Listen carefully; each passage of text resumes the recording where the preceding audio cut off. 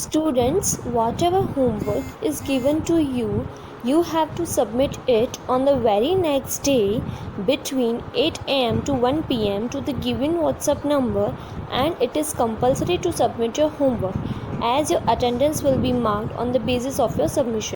Hello students, today we will discuss reading and explanation of lesson number 3 up in the sky. मतलब आसमान में ऊपर क्या होता है उसके बारे में सीखेंगे.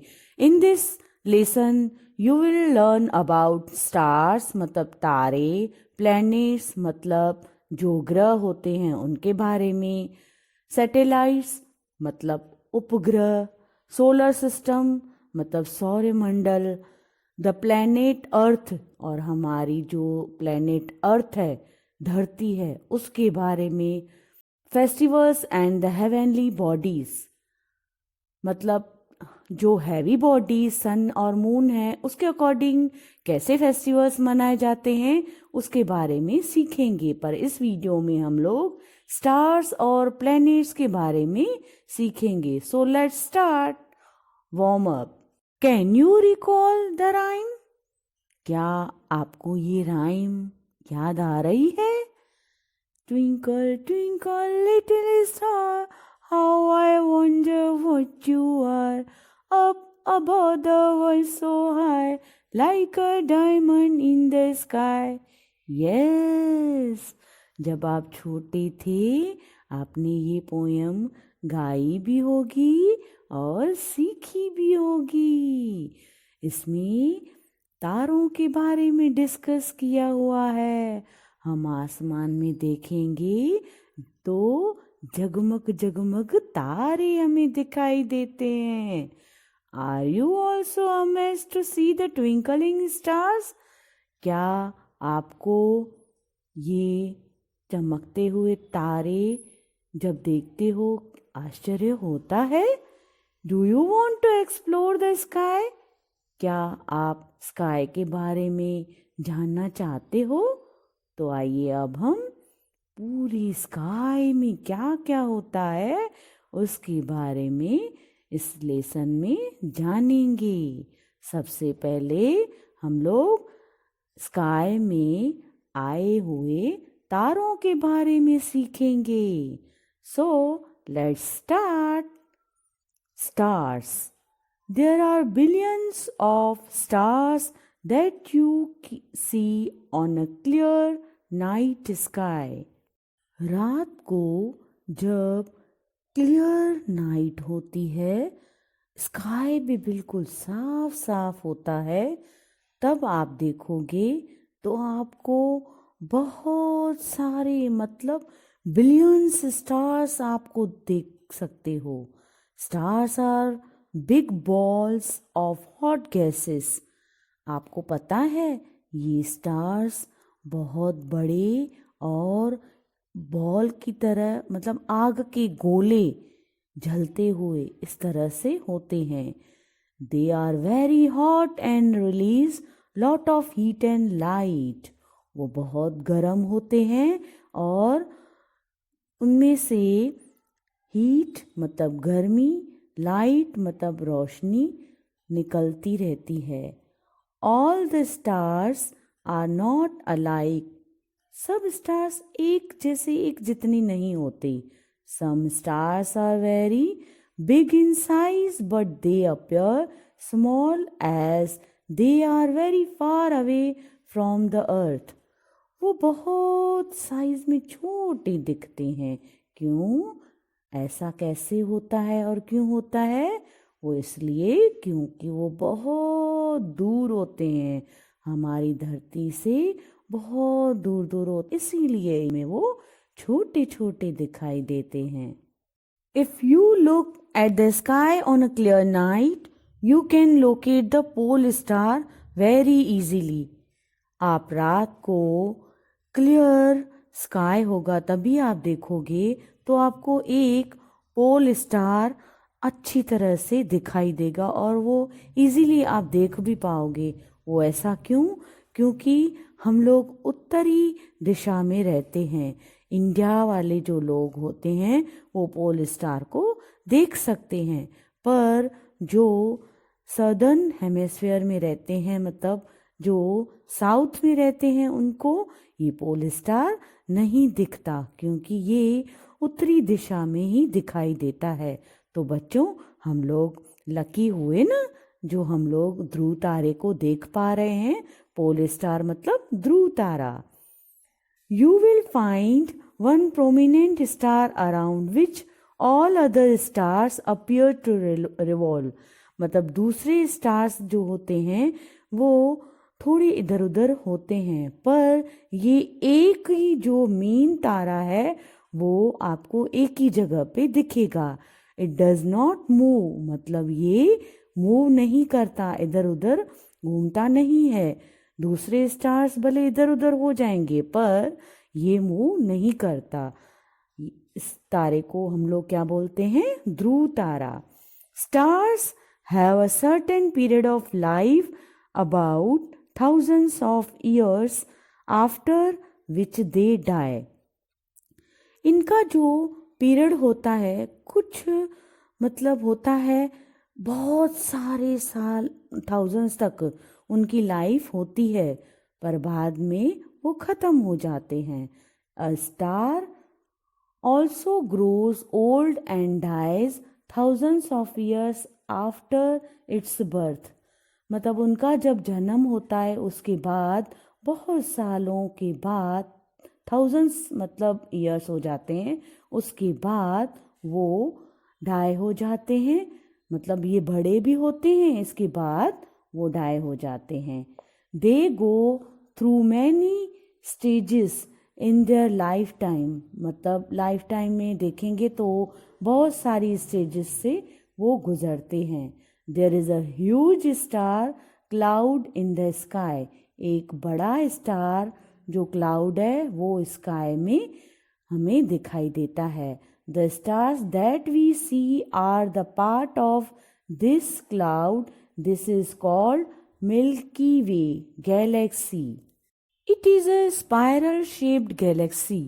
Our universe is so vast that there are billions of galaxies। जिन तारों को हम देखते हैं वे इस बादल का हिस्सा हैं। इसे मिल्की वे मतलब आकाश गंगा भी कहा जाता है। यह सर्पिल आकार की आकाश गंगा है। हमारा ब्रह्मांड इतना विशाल है कि अरबों आकाश गंगाएं हैं इसमें। Do you know? क्या बच्चों आप जानते हो? There are many patterns of stars seen in the sky. A group of stars which appear to form a shape और a pattern is known as constellation. आकाश में तारों के कई पैटर्न्स दिखाई देते हैं। तारों का एक समूह जो एक आकृति या एक पैटर्न बनाई दिखाई देता है उसको नक्षत्र के रूप में जाना जाता है। Now next heading is about planets मतलब ग्रह। Look at the sky at night when it is clear. There are some dazzling spot of light moving around the stars. These slow moving objects are not stars. These are planets. बच्चों, जब आकाश बिल्कुल रात को साफ हो उस समय आप देखेंगे तो वहाँ तारों के चारों ओर प्रकाश के कुछ चमकदार धब्बा या निशान दिखाई देंगे। वो चलते हुए और धीमी गति से ऐसी वस्तुएं सितारे नहीं बल्कि ये ग्रह होते हैं। The word planet has come from Greek language which means wanderer, something that moves around. The planets do not have their own light. They shine due to light reflected by the sun. Planet word ये Greek language से लिया हुआ है। इसका मतलब है घूमना, मतलब कुछ घूमता हुआ। ग्रहों को अपनी रोशनी नहीं होती। ग्रह इसलिए चमकते हैं क्योंकि सूर्य की रोशनी उनके ऊपर पड़ती है। There are 8 planets that orbit around the sun, namely Mercury, Venus, Mars, Jupiter, Saturn, Uranus and Neptune. देखा जाए तो टोटल 8 ग्रह जो सूर्य के चौगिर्द घूमते हैं वे हैं mercury, Venus, Mars, Jupiter, Saturn, Uranus and Neptune. There is one more planet, Pluto, which was counted earlier as the 9th planet. Now it is considered as a dwarf planet due to its small size. हम solar system में देखेंगे तो पहले एक ग्रह ज़्यादा था, मतलब पहले 9 ग्रह हुआ करते थे। वो 9th ग्रह था प्लूटो, पर वो बहुत छोटा होने के कारण उसको सोलर सिस्टम से अलग कर दिया गया। The names of planets are based on Greek gods and goddesses. The planets move around the sun on a fixed path called orbit.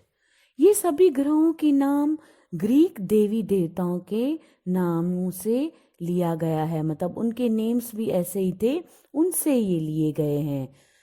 अब ऑर्बिट किसको कहते हैं? ऑर्बिट मतलब ग्रह सूर्य के चौगिर्द एक फिक्स्ड समय पे अपना चक्र पूरा करते हैं, उसको ही ऑर्बिट बोला जाता है।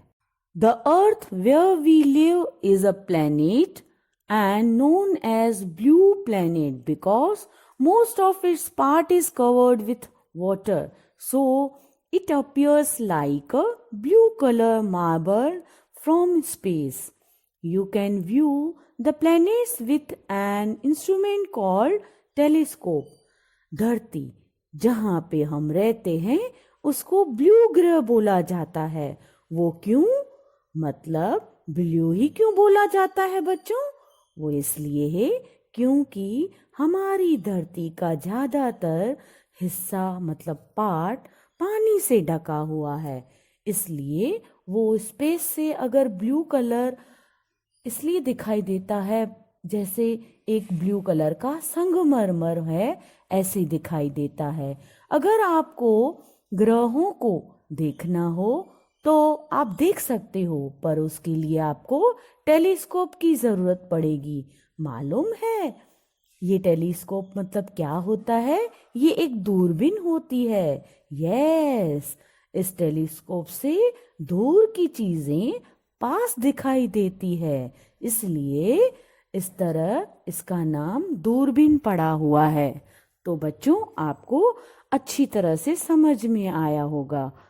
Now some facts about planets. बच्चों आइए अब हम प्लैनेट्स की ज़्यादा जानकारी इस टेबल के थ्रू हम जानें। सबसे पहले हम लोग इस हेडिंग को देख लेते हैं। नेम ऑफ द प्लैनेट मतलब यहाँ पे इसके नीचे पूरे प्लैनेट्स का नेम दिया हुआ है। Second heading is about Indian name मतलब उनका भारतीय नेम क्या है, हर एक प्लैनेट का वो दिया गया है। नंबर ऑफ मून्स मतलब हर एक प्लैनेट पे कितने कितने मून हैं उसके बारे में इस टेबल में डिस्कस किया गया है। इसके बाद है ऑर्डर फ्रॉम सन मतलब सन की दूरी से कौन सा प्लैनेट कौन से नंबर पे है उसके बारे में भी यहाँ पे डिस्कस किया गया है। इसके बाद है अमेजिंग फैक्ट्स मतलब कुछ जो आश्चर्यजनक सच्चाइयाँ हैं उसके बारे में यहाँ पे हम लोग जानेंगे। तो सबसे पहले हम लोग देखते हैं name of the planet. Planet के नेम्स नंबर वाइज हम लोग देखेंगे तो पहले नंबर पे है मर्क्यूरी, वीनस, फिर Earth, Mars, Jupiter, Saturn, Uranus, Neptune. अभी इनको हर एक प्लैनेट को का इंडियन नेम क्या है? मर्क्यूरी को बुध बोलते हैं, वीनस को शुक्र बोलते हैं, अर्थ को पृथ्वी बोलते हैं, मार्स को मंगल बोलते हैं, जुपिटर को बृहस्पति, सैटर्न को शनि, यूरेनस को अरुण और नेपच्यून को वरुण। बच्चों, अब हम नंबर ऑफ मून्स के बारे में सीखें, मतलब हर एक ग्रह पे कितने कितने मून्स हैं उसके बारे में सीखेंगे। क्या आपको पता है हर एक ग्रह पे मून्स का नंबर अलग अलग होता है? जैसे कि यहाँ पे पहला देखें, मर्क्यूरी पे 0 लिखा हुआ है, मतलब एक भी मून नहीं है। दूसरा, वीनस पे 0, यहाँ पे भी एक भी मून नहीं होता है। अर्थ जो हमारा धरती है, पृथ्वी है, उस पे हम लोग देखेंगे तो एक ही मून है, इसीलिए यहाँ पे लाइफ पॉसिबल है। मार्स पे 2 मून हैं। जुपिटर पे 69, मतलब कितने सारे हुए, जुपिटर पे 69 मून्स। फिर सैटर्न पे 62 मून्स, यूरेनस पे 27 मून्स एंड नेपच्यून ग्रह पे 14 मून्स हैं। तो बच्चों, आपको पता चल गया ना कि हर एक ग्रह पे कितने कितने मून्स होते हैं। इसके बाद हम लोग देखेंगे ऑर्डर फ्रॉम सन, मतलब सन की दूरी पे ये हमारे प्लैनेट्स कौन से नंबर पे हैं उसके बारे में सीखें। मर्क्यूरी फर्स्ट नंबर पे, वीनस सेकंड नंबर पे, अर्थ थर्ड नंबर पे, मार्स फोर्थ नंबर पे, जुपिटर फिफ्थ नंबर पे, सैटर्न सिक्स्थ नंबर पे, यूरेनस सेवेंथ नंबर पे and last Neptune 8th number पे है। इसके बाद है अमेजिंग फैक्ट। अभी हम लोग देखेंगे कि मर्क्यूरी पे very hot during the day and very cold at night. ये एक फैक्ट है कि दिन में ये बहुत गर्म होता है और रात को बहुत ठंडा होता है। वीनस जो ग्रह है, यहाँ पे उसका अमेजिंग फैक्ट में लिखा हुआ है ब्राइटेस्ट प्लैनेट। ये बहुत ब्राइट प्लैनेट है। अर्थ है, यहाँ पे लिखा हुआ है सपोर्ट्स लाइफ, मतलब अर्थ पे जिंदगी पॉसिबल है, इसीलिए ही सब लोग अर्थ पे रहते हैं। मार्स पे अपीयर्स रेड, मार्स पूरा रेड रेड दिखाई देता है। जुपिटर लार्जेस्ट प्लैनेट है, बहुत बड़ा प्लैनेट है। सैटर्न को रिंग्स हैं, हैज़ रिंग्स, मतलब उस प्लैनेट पे रिंग्स हैं। यूरेनस के बारे में बोला गया है कवर्ड विथ गैस, ये पूरा गैस से ही कवर्ड है, उसके बारे में ये फैक्ट है। नेपच्यून हैज़ कोल्ड विंड्स, मतलब यहाँ पे बहुत ठंडी ठंडी विंड्स होती हैं। ये आपको टेबल के थ्रू बहुत सारी जानकारी प्लैनेट्स के बारे में मिल गई होगी। तो आशा है इस वीडियो के थ्रू आपने बहुत सारी जानकारी प्राप्त की होगी। So students, in this video you had learnt about stars and planets. In next video we will learn remaining part of the lesson. Till then, bye bye.